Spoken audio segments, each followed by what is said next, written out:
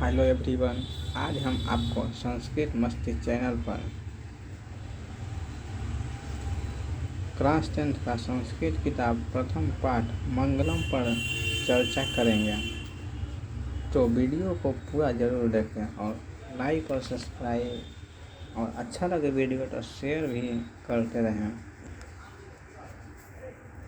तो ये देखिए, आपके स्क्रीन पर कुछ प्रश्न दिखाई दे रहे हैं जो मंगलम पाठ का है। यह बिहार बोर्ड में बहुत ही बार पूछा हुआ क्वेश्चन है। देखिए क्या क्या क्वेश्चन है। पहला क्वेश्चन है, आत्मा कहाँ निवास करती है। दूसरा क्वेश्चन है, प्रथम श्लोक में किससे प्रार्थना की गई है।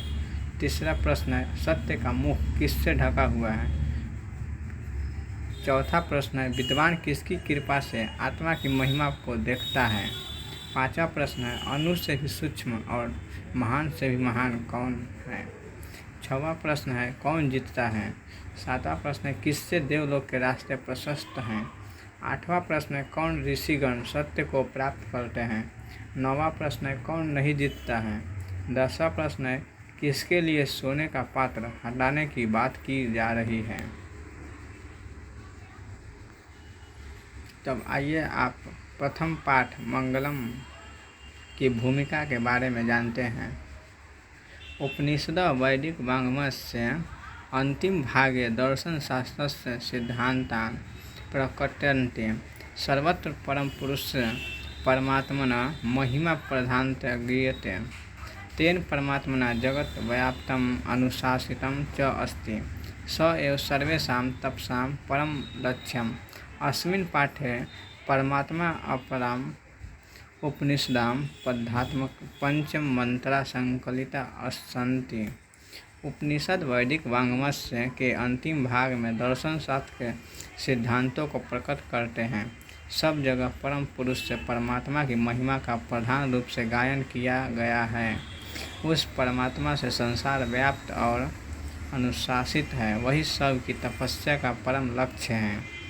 इस पाठ में परमात्मा से हटकर उपनिषद के पदात्मक 5 मंत्र संकलित हैं, जो हम पांचों मंत्र का अर्थ बताएंगे इसी वीडियो में। आइए देखें पहला मंत्र। ये रहे आपके स्क्रीन पर। हिरण्मयेन पात्रेण सत्यस्य पिहितं मुखं तत्त्वं पूषणं पावृणु सत्य धर्माय दृश्यते। यह ईश्वर से उपनिषद से लिया गया है। उपनिषद की बात करें तो कुल 18 उपनिषद हैं।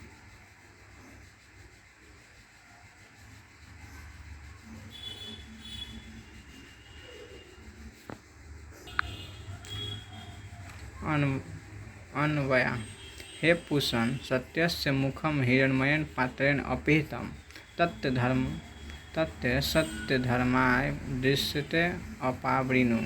अर्थ, हे सूर्य, सत्य का मुख सोने के पात्र से ढका हुआ है, उसे सत्य धर्म की दृष्टि से हटा दें। यह पहला मंत्र का यही अर्थ है कि सत्य का मुख जो है सोने के पात्र से ढका हुआ है, वही सूर्य देव से कहा जा रहा है कि इसे हटा दें। और दूसरा मंत्र, अनो अनियान महतो मह्यान आत्मस्य जंतो निहितो गुहायां तम क्रतु पश्यति वित शोको धातु प्रसादानमा हिमानमतम आत्मना। यह कंठ उपनिषद से लिया गया है। अन्वया, जंतो गुहायां निहितम आत्मा अनो अनियान महतम मह्यान अक्रतु धातु प्रसादात आत्मना तत् महिमान पश्यति वित शोकश्च भवति। अर्थ, जीवों की हृदय गुफा में रहने वाली यह आत्मा अणु से भी सूक्ष्म है और महान से भी महान है। विद्वान अपनी इंद्रियों की कृपा से उस आत्मा की महिमा को देखता है और शोक रहित होता है।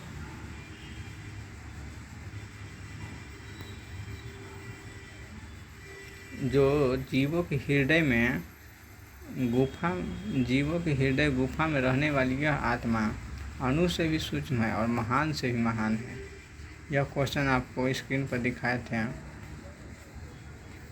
अब तीसरा मंत्र, सत्यमेव जयते नानृतं सत्येन पंथा विततो देवयान येना क्रमन्ते ईस्यो हाप्त कामा यत्र तत्र सत्यस्य परम निधानम। अन्वया, सत्यम एव जयते अनृतं न जयते सत्येन एव देवनाय पंथा वित्त वर्तते येन ही आप्त कामा ऋष्य तत् सत्य अक्रमन्ति यत्र सत्यस्य परम निधानम अस्ति। अर्थ है इसका, सत्य ही जीतता है, असत्य नहीं जीतता है। सत्य से ही देवलोक के रास्ते प्रशस्त हैं, जिससे ही मोक्षार्थी ऋषिगण उस सत्य को प्राप्त करते हैं जहाँ सत्य का सबसे बड़ा खजाना है। हमेशा सत्य ही जीतता है, असत्य कभी नहीं जीता है और न ही जीतेगा। और सत्य से ही देवलोक के रास्ता खुला हुआ है और मोक्षार्थी ऋषिगण सत्य को प्राप्त करते हैं जहाँ सत्य का सबसे बड़ा खजाना है। अब आइए 4 नंबर मंत्र की बात करें। तो इसका अन्वय है, यथा नद्य स्थनदमाना नाम रूपे विहाय समुद्रे अस्तम गच्छन्ति तथा एव विद्यान नाम रूपाद विमुक्त संत दिव्यम परम पुरुषम उपैति। अर्थ, जिस प्रकार बहती हुई नदियाँ नाम रूप को छोड़कर समुद्र में मिल जाती है, उसी प्रकार विद्वान नाम रूप से मुक्त होकर उस दिव्य श्रेष्ठ पुरुष को प्राप्त कर लेता है।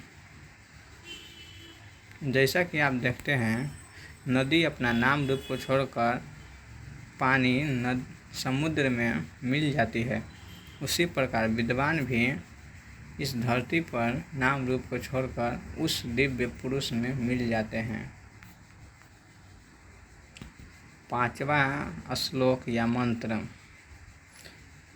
का अन्वय है, अहम तम स परस्तात् आदित्य वर्णनम एतम महांतम पुरुषम वेद तम एव विदित्वा मृत्युम अत्यति एत अस्मात् पृथक अन्य पंथा अयनाय न विद्यते। मैं अहंकार हूँ, दूसरे प्रकार से ऐसा महान पुरुष मानते हैं। ऐसे ही मानकर वे मृत्यु को भी पार कर जाते हैं। इससे अलग दूसरा रास्ता संसार रूपी सागर को पार करने का नहीं है।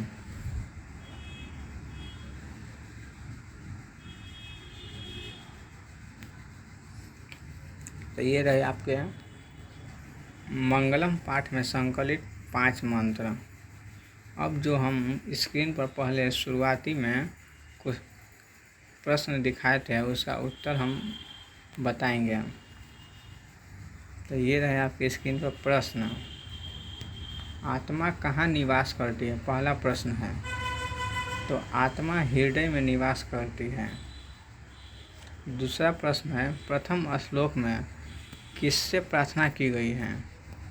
आप तो पढ़े, प्रथम श्लोक में सूर्यदेव से प्रार्थना की गई है। तो देखिए आंसर हो गया, प्रथम श्लोक में सूर्य से प्रार्थना की गई है।